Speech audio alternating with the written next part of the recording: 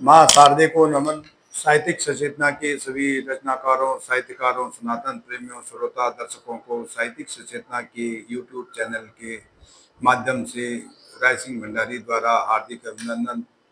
हम आपके सामने नित नई सनातन धर्म और अद्वैत दर्शन के संबंधित नित नई जानकारी के लिए साथ प्रस्तुत होते हैं और आपको रोचक सामग्री को दे करके सनातन धर्म के प्रचार प्रसार के ये अपने से सहायक होते हैं। तो आज की प्रस्तुति लेकर के हम उपस्थित हुए हैं। कृपया वीडियो को अंत तक देखें और रोचक सामग्री का आनंद लें। तो आज का जो निर्धारित विषय है वो पंच प्राणों में से एक प्राण जो है उदान।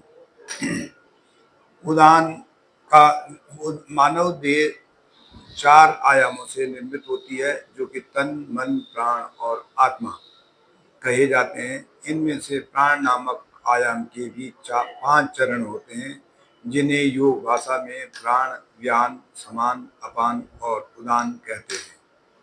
प्राण वायु के इन भागों का विभिन्न क्षेत्रों में कार्य करना होता है और संपूर्ण देह की क्रियाओं और को संचालित और नियंत्रित करना होता है, जिससे देह के अन्य जो जितने भी अंग हैं वो सुचालित रूप से काम कर सके। तो उदान पर एक लघु कथा। आज का जो विधा है वो कथा है। तो एक बार प्राणवायु के सभी आयाम परमपिता ब्रह्मा जी के पास पहुंचे और आपस में उनकी श्रेष्ठता के लिए एक दूसरे से विवाद करने लगे। फिर उन्होंने परमपिता ब्रह्मा से कहा कि एक स्वर में प्रश्न किया कि परमपिता हमें बताइए कि हम पांचों में से सर्वश्रेष्ठ कौन है। ब्रह्मा जी थोड़ा चिंतित हुए और असंजमस में पड़े कि प्राणवायु के पांचों आयाम एक से बढ़कर एक हैं, कोई किसी से कम नहीं है और किसी को कैसे छोटा या निर्धारित किया जाए, क्योंकि सभी जो हैं सभी का कार्य एक से बढ़कर एक है। लेकिन फिर भी ब्रह्मा जी ने चिंतन करके एक युक्ति निकाली, क्योंकि समस्या का समाधान करना था। सभी को बड़ा भी नहीं बना सकते थे, सभी को छोटा भी नहीं बना सकते थे। वो सभी से बोले कि आप लोग अपनी अपनी श्रेष्ठता प्रकृत्यात्मक रूप से करो।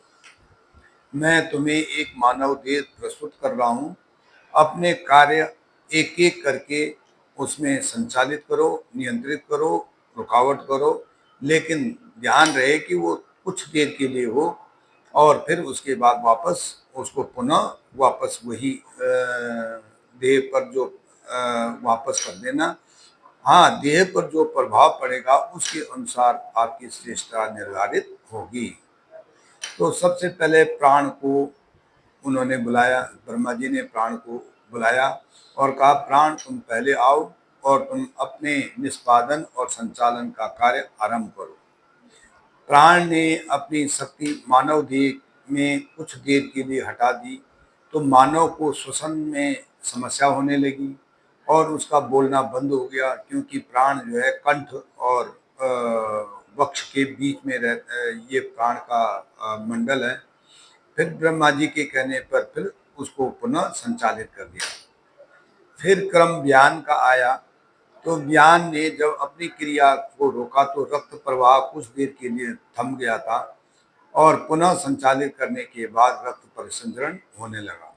फिर क्रम अपान का आया, जिसमें क्रिया रुकने से मल मूत्र रुक गया, जिससे देह को थोड़ा कष्ट तो हुआ, लेकिन संचालित करने के बाद सब सही हो गया। फिर क्रम आया समान का, तो उसने जठर अग्नि मध्यम कर दी।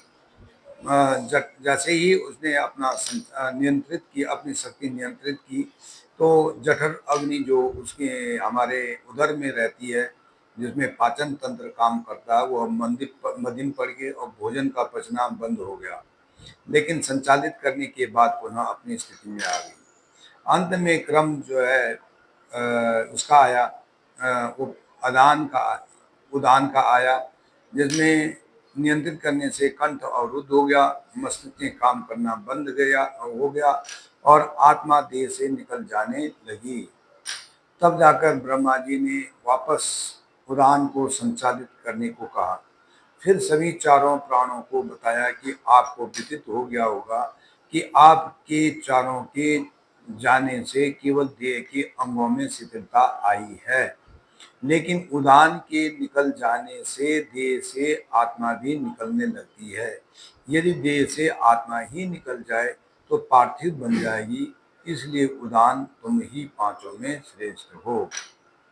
तो कहने का मतलब आपको अर्थ समझ में आया होगा कि प्रत्येक प्राण का अलग अलग अर्थ, अलग अलग कार्य हैं और अलग अलग कार्य से पूरे देह को संचालित करते हैं और निष्पादन करते हैं। और इसी तरह से जो उड़ान है, उड़ान भी अंत का एक जो मृत्यु से और मोक्ष तक का जो ये मार्ग है, वह ऊर्जा जो है उड़ान से ही प्राप्त होती है। धन्यवाद। राय सिंह भंडारी।